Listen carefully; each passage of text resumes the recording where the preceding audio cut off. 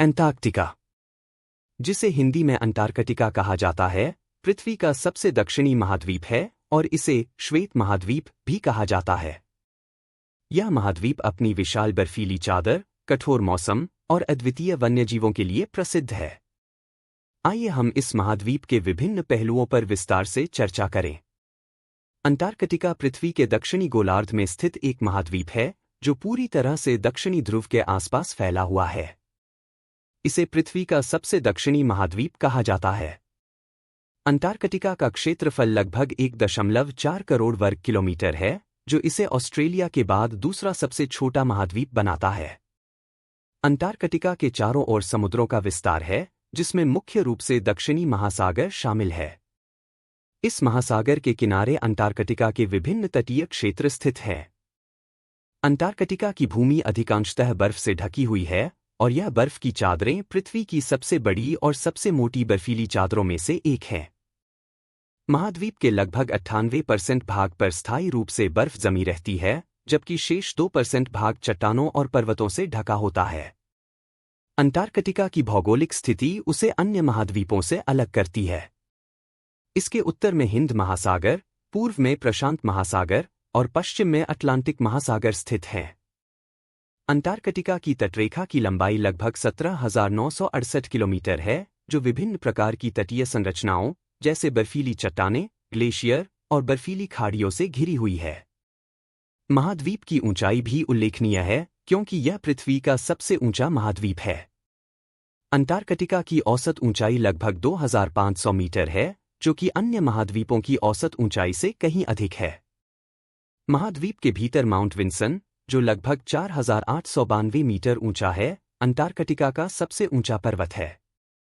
इसके अलावा अंटार्कटिका के पूर्वी हिस्से में स्थित गहरी घाटियां और ट्रांसअंटार्कटिक पर्वत श्रृंखला महाद्वीप के भूगोल को और भी जटिल बनाती है। अंटार्कटिका की भौगोलिक स्थिति और इसका विशाल क्षेत्रफल इसे पृथ्वी के पर्यावरण और जलवायु में महत्वपूर्ण भूमिका निभाने वाला बनाते हैं। यहाँ के ग्लेशियर और बर्फीली चादरें पृथ्वी के जलवायु संतुलन को बनाए रखने में महत्वपूर्ण योगदान देती हैं और यह महाद्वीप वैज्ञानिक अनुसंधान के लिए एक महत्वपूर्ण स्थल बना हुआ है। अंटार्कटिका की जलवायु और मौसम अत्यंत चरम और विशिष्ट होते हैं, जो इसे पृथ्वी के अन्य क्षेत्रों से अलग बनाते हैं। यहाँ की जलवायु को मुख्य रूप से ठंड, शुष्कता और तेज हवाओं के लिए जाना जाता है। अंटार्कटिका पृथ्वी का सबसे ठंडा स्थान है। यहाँ का तापमान अत्यधिक चरम पर पहुँचता है, खासकर आंतरिक क्षेत्रों में। सर्दियों के दौरान तापमान -60 डिग्री सेल्सियस तक गिर सकता है। गर्मियों में भी तापमान -20 डिग्री सेल्सियस से -30 डिग्री सेल्सियस के बीच रहता है।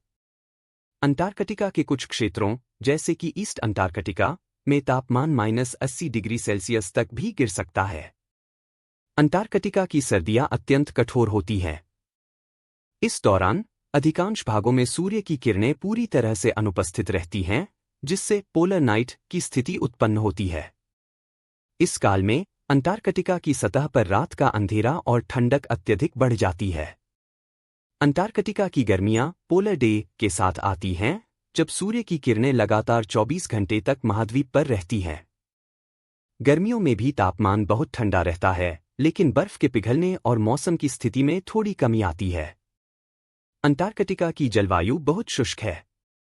यहाँ की आर्द्रता बहुत कम होती है और अधिकांश भागों में वर्षा बहुत कम होती है। कुछ क्षेत्रों में, जैसे कि ड्राई वैलीज, पूरी तरह से वर्षा नहीं होती। इन घाटियों में वाष्प की कमी और ठंडी हवाएं वर्षा को लगभग असंभव बना देती हैं। अंटार्कटिका में हवाएं भी बहुत तेज होती हैं। खासकर तटीय क्षेत्रों में और विशेषकर सर्दियों में तेज हवाएं और आर्कटिक तूफान सामान्य होते हैं। इन हवाओं की गति कभी-कभी 200 किलोमीटर प्रति घंटे तक पहुंच सकती है। यह ठंडी हवाएं मौसम को और भी कठिन बना देती हैं और बर्फीली चादरों को स्थानांतरित कर सकती हैं। अंटार्कटिका की चरम जलवायु और मौसम वैश्विक जलवायु तंत्र पर महत्वपूर्ण प्रभाव डालते हैं। यहाँ की बर्फीली चादरें और ग्लेशियर समुद्र स्तर के लिए एक महत्वपूर्ण भूमिका निभाते हैं। ग्लोबल वार्मिंग और जलवायु परिवर्तन के कारण अंटार्कटिका की बर्फ की चादरें पिघल रही हैं, जो विश्व भर में समुद्र स्तर की वृद्धि का एक प्रमुख कारण है। अंटार्कटिका की जलवायु और मौसम की चरम स्थितियां इसे पृथ्वी के सबसे अद्वितीय और चुनौतीपूर्ण वातावरणों में से एक बनाती हैं, जो वैज्ञानिक अनुसंधान और वैश्विक जलवायु अध्ययन के लिए अत्यंत महत्वपूर्ण है।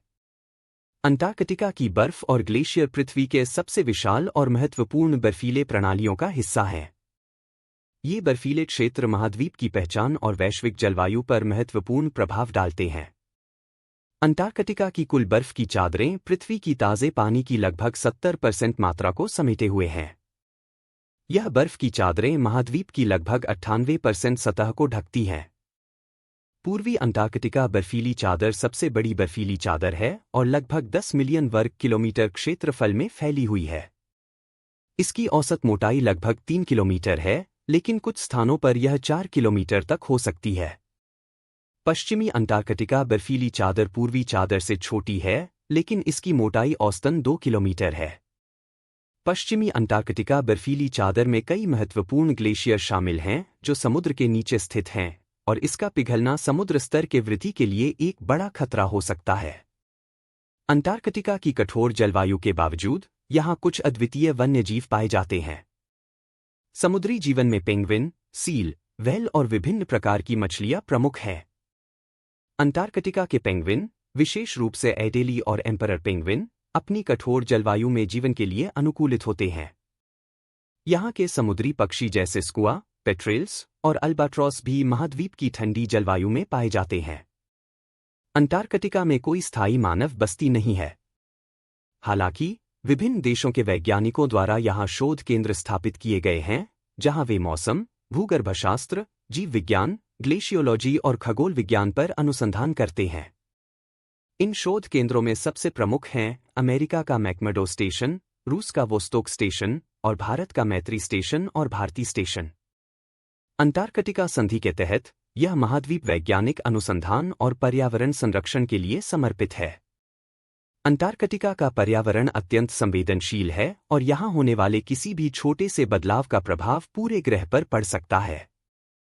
ग्लोबल वार्मिंग और जलवायु परिवर्तन के कारण अंटार्कटिका की बर्फीली चादरें पिघल रही हैं, जिससे समुद्र का स्तर बढ़ने का खतरा है। यह समस्या पूरी दुनिया के लिए गंभीर चुनौती है, क्योंकि अंटार्कटिका के ग्लेशियरों का पिघलना तटीय क्षेत्रों में बाढ़ का कारण बन सकता है। अंटार्कटिका पृथ्वी का एक अनमोल हिस्सा है, जिसे संरक्षित करने और समझने की आवश्यकता है। यह महाद्वीप न केवल वैज्ञानिक अनुसंधान के लिए महत्वपूर्ण है, बल्कि यह हमें हमारे ग्रह के पर्यावरण और जलवायु के बारे में भी महत्वपूर्ण जानकारियां प्रदान करता है।